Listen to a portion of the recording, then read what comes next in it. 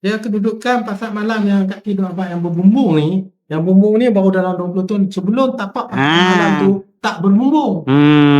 Jadi sebelum duduk di situ, dia duduk seberang jalan Melani. Lepas tu depa pindahkan nak seberang jalan tu, mai ke yang sini masih lagi tak berbumbung. Dan peniaga-peniaga di situ dah dipindahkan banyak tempat, termasuklah Ngataya Keli. Dulu kami ada store di situ. Lah ni dah didirikan kedai, rumah kedai 3 tingkat tak silap saya.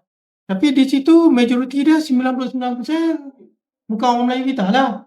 Sebab kedai tu harga dia mahal.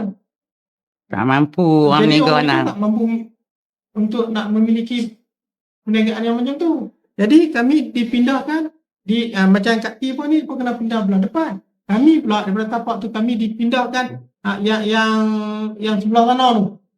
Lepas tu lah ni bila nak buat pembesaran jalan, jadi kami dipindahkan mai sebelah sini pula. Tempat baru ni baru 2 tahun lah. Tempat yang tu 30 tahun. Sebelum yang tapak yang bertentang dengan pasar malam tu, dah 14 tahun.